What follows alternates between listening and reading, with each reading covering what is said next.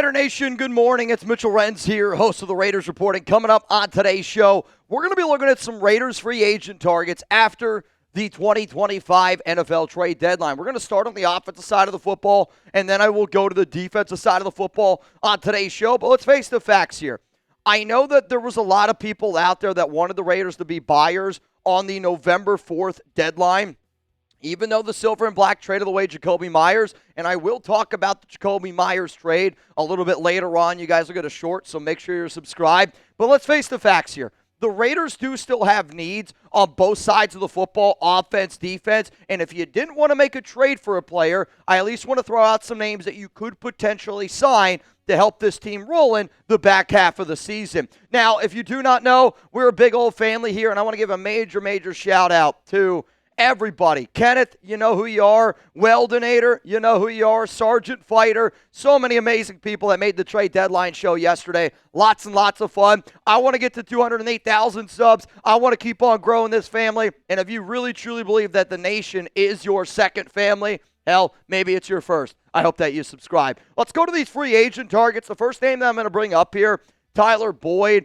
I thought about doing a video on Jakobi replacements, but if I'm being 100% honest with you, I would rather the Raiders just play Dont'e Thornton Jr., and I would rather them just play Jack Besh a little bit more because we're 2-6 and we drafted those guys. However, this team sometimes does things that I don't 100% agree with, and if they wanted to go out and they wanted to sign a receiver to help replace Jakobi, add a little bit more veteran leadership in that young receiver room, I think Tyler Boyd is a name to keep in mind. The other name that I'm going to go with is the guy that's got the biggest connection to this coaching staff. It's Robert Woods, and he was with Pete Carroll and Las Vegas' senior VP of coaching operations. They recruited him to USC in 2009. He's played at least 14 games the past 3 seasons with 30 starts, and he was, I actually don't know if he is still on the Pittsburgh Steelers practice squad, and if he is, you'd have to go out, you'd have to sign him, and you'd have to put him on your active roster. I'm looking right now. He is still on the Pittsburgh Steelers practice squad. I'm not going to lie. I talked about Robert Woods when I first made this video. We scripted everything back when the Jakobi trade rumors started happening in October. But Robert Woods has always been a name that I'll throw in to the mix here for the simple fact of the coaching connections early on with multiple Carroll guys, and because this team has looked for a veteran receiver in the past. I know they got Tyler Lockett, but this is just 2 other names. I want to be clear, though. I'd rather them just roll with Jack Besh. I'd rather them just roll with Dont'e Thornton Jr. Let's now go to the guys on the interior, because to me, if you're on the Raiders, I really think there's only 2 positions that you could add in free agency: wide receiver or somebody on the offensive line. And I don't anticipate the silver and black to add anybody on that O-line, but if you wanted to do it, I think the top name to look at, Shaq Mason, started 147 games in his 10-year career, played 931 snaps at right guard last season. And the reason why I bring up Shaq Mason is because y'all know that I want the Raiders to put JPJ at center. And I think if you put JPJ at center and you weren't confident of what you wanted to do at right guard, I think a guy like Shaq Mason could be an interesting name to keep in mind. 62.3 overall grade last season, a better pass blocker than he is a run blocker. Now, just like I mentioned about Jack Besh and Dont'e Thornton, I don't really think the Raiders are going to do it because you drafted Caleb Rogers in the 3rd round. You drafted Charles Grant in the 3rd round. Those are tackles. Those are offensive guards. And I know that this team probably wants to keep on rolling with Dylan Parham, Jordan Meredith, and JPJ. But if an injury or something were to happen, I just want y'all to have these names in mind. Let's go to Mark Glowinski, drafted by Carroll, played in Seattle from 2015 to 2017. Has mainly been a right guard, but can also play some of that left guard flexibility. The PFF grades, let's face it, they're not great. They're not fantastic. And when I'm looking at him, I kind of have that same shit grin that Glowinski has in his photo here of, man, it's okay. But because of that connection to Carroll and because he played in Seattle, that could be a name to keep in mind. Let's go to the final guard here that I would consider a free agent target for the Las Vegas Raiders, and it is Liam Eichenberg, former 2nd-round pick that has played essentially every single spot on the offensive line, minus right tackle, played over 1,000 snaps last season at guard, did not put up very good PFF numbers. Now, I'll also say the Miami Dolphins have had their own issues on offense, quarterback, OC, head coach. They have a lot of issues there. If you're the Raiders and you want to improve your offensive line at all, and you still don't want to play Caleb, you still don't want to play Charles Grant, those are three names to keep in mind. But I think clearly the best one is Shaq Mason. But I want y'all to tell me, if the Raiders can only sign one player, and the reason why I'm making this video is because the Raiders do have an open roster spot.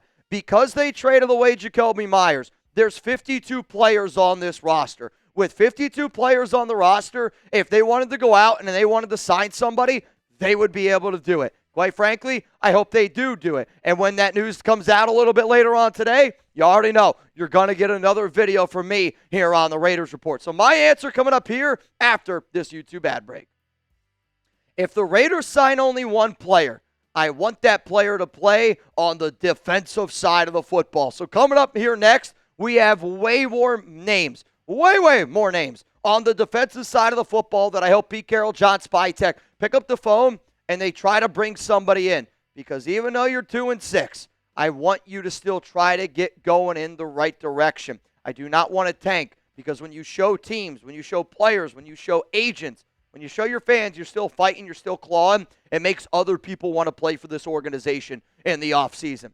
And quite frankly, I think we need all the help that we can get in the offseason. Before I get into some of those players on the defensive side of the football, if you don't already know that PrizePicks is America's #1 fantasy sports app out there, maybe if I tell you it's the app that I use every single week, quite frankly, I think it's the app that I use more than just about any other app out there. The hard-hitting football action is even better with PrizePicks. The weather might be changing, but the feeling of being right, that never gets old. So keep the season rolling on PrizePicks by getting $50 instantly in lineups when you play your first $5. Download the PrizePicks app today. Use code CLNS to get $50 in lineups after you play your first $5 lineup. That's code CLNS to get $50 in lineups after you play your first $5 lineup. PrizePicks, it's good to be right. And you know what? I'm hoping I'm right against the Denver Broncos, Thursday Night Football. I'm going to be live. I'm going to be rocking. And you know what? If the Raiders are getting blown out, I'm still going to be rooting for Ashton Genty more and Brock Bowers more. I will never root for the more on Bo Nix.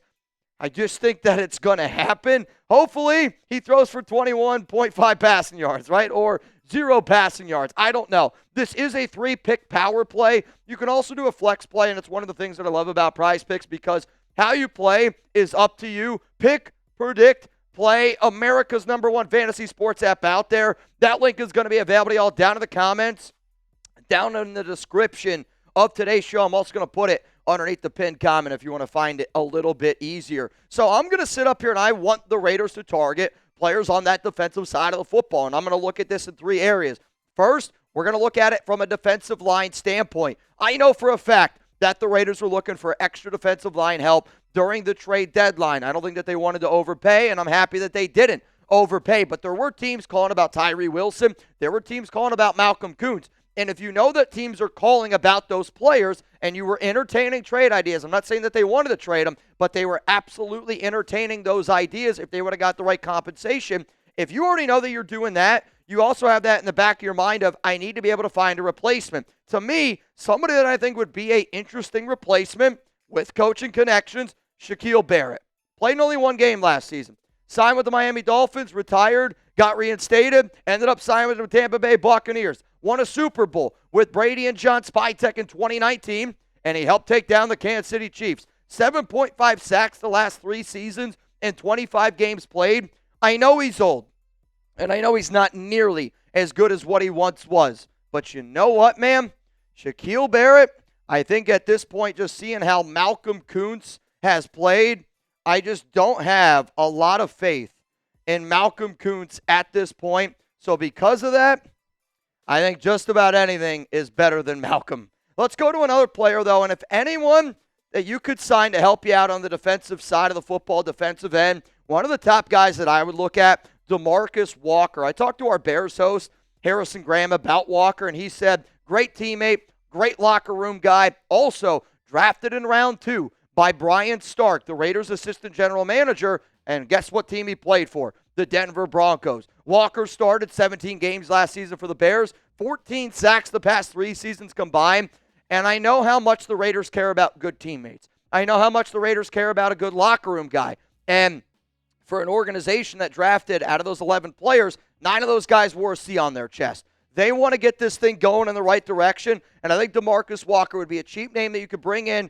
that would help out this defense, no doubt about it. Let's go to the next spot here. We're going to look at linebackers, and I don't think that there's a lot of linebackers out there that could help our team. Quite frankly, if you want to help out our linebacker room, play Landon Roberts less, play Jamal Adams more, play Devin White much less, move Jeremy Chin up into this nickel linebacker hybrid role, drop Isaiah Paul-Mal in that big nickel, use Lonnie Johnson. Our linebackers are the worst coverage linebackers in the NFL, and it proves it time and time again. I don't really think there's many great cover linebackers out there, but I'm going to go with a name that I think might be able to help us out, just generate some pressure getting after the quarterback. Josey Jewell. And the way that I would use Jewell is the way that the Raiders were trying to use Jermaine Pratt. They did not use Jermaine Pratt in the right way. I'll tell you that right now. The way that they used Jermaine Pratt is the way that they should have used Devin White, where you put him up near the line of scrimmage. You kind of go, and you've seen Patrick Graham, this defense, do it where they have 5 guys on the defensive line, one of those guys being that outside linebacker, extra edge rush type of role. That's how I would use Josey. And I don't need him for a lot of reps, but if I can bring him in on third down, if I could use him up against certain running situations, that's how I would use him. But now we're going to talk about the secondary. And there's a lot of areas where you could improve in the secondary, whether it be a corner, whether it be a safety. And you're going to hear a lot of these names that I've brought up multiple times. And I roll my eyes a little bit because you're probably not going to get a guy like a Justin Simmons who has said that he wants to play for a team competing. And quite frankly, I think Simmons could still play at a very, very high level. The reason why I am bringing him up is because his first DB coach was Joe Woods, who was a part of our coaching staff, and Brian Stark was with Denver from 2012 to 2024, and he was a big reason why they ended up drafting Justin Simmons. A lot of experience in his AFC West. He's got a lot of experience in the back end, and I really do think that if we had a true free safety, you would be surprised of how much better this defense would be from top to bottom. And I really, truly mean it, because you would then allow some of our other safeties, like Isaiah Paul-Mal, to play his natural position, box safety, where he's a lot better, where you saw him be a lot better against Jacksonville. Let's go to another player here. Recently just cleared by his medical doctors, Asante Samuel Jr. I know when people hear Asante Samuel, they think nickel. Typically, though, Asante Samuel Jr., even though he's a little bit of a smaller corner, has played on the outside. He doesn't fit the bill of what a typical Pete Carroll corner looks like, but you know what, though? He could help out this defense. And I'm not saying that this would be the spot that he ends up coming to, but I do wonder if there's other organizations that are afraid of that injury. If he's like, I just want to play football, that would be the only shot I would say that the Raiders have of getting Asante Samuel Jr. Let's go to another player, Damontae Kazee. Kind of an interesting situation, was asked to be released. I think it was, literally just this past week. Was asked to be released, and I think he was hoping that he was going to be able to find a home maybe a little bit quicker than where he has found one right now. But this is another player that does at least offer you a little bit of versatility in that back end. And because the Raiders kind of run all these different looks with their safety and cornerback room, could you add somebody that gives you some of that versatility on the back end? Let's go to another player here, Stephon Gilmore. I know he's old, but guess what? Gilmore could be the second best corner on our team next to an Eric Stokes. And when I look at a player like Stokes, it kind of makes me want a player like Gilmore even more, because everybody thought Stokes was not any good.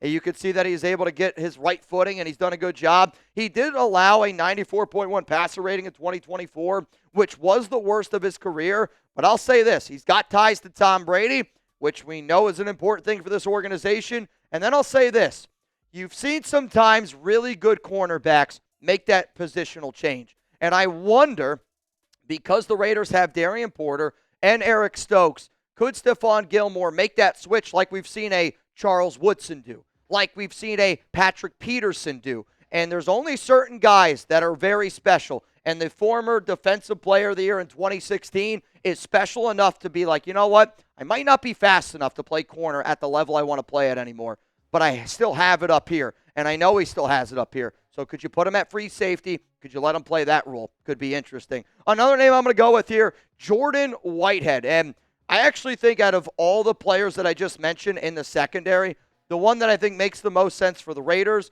and the one that I think makes the most sense for Whitehead, who's looking for a spot. He's only 28 years old. He's got a 101 game start in his career, won a Super Bowl with Brady and Spytech, has played mainly free safety, but it can also work in the box in the slot last season. I think the name that makes the most sense because it's the cheapest, Jordan Whitehead, though another name that I will throw out there, and this has been a name that has been thrown around Raider circles in the past. This has been a name that I've seen being linked to the silver and black, and I'm going to go with John Johnson, another safety, kind of that center fielder. He can play free safety, strong safety, DB, but you're going to bring in Johnson. You let him play free safety. That's what you're going to have him do. He did miss 15 games last season with that fractured scapula, but he only missed 2 games from 2020 to 2023. The important connection here, Joe Woods. Coached him for 2 years in Cleveland, and he played and started in 32 of those games. I want more help in the secondary. I want more help in the back end. I know that you guys do too, and I know I'm not the only one. So to me, we have a lot more holes on the defensive side of the football. I would like for the Raiders to be able to go bring in some of those players because we do need help. And I don't want to roll over and just give up. And I know that these guys aren't going to help us against the Denver Broncos, but you know what? I want to be able to show our fans on Monday Night Football against the Dallas Cowboys when the entire world is watching that we're not the laughingstock of the NFL. We can go out there and we can win football games, and I hope that we beat the Broncos, and I hope that we freaking stomp on the Dallas Cowboys. And I think these players that I talked about today will help us do that.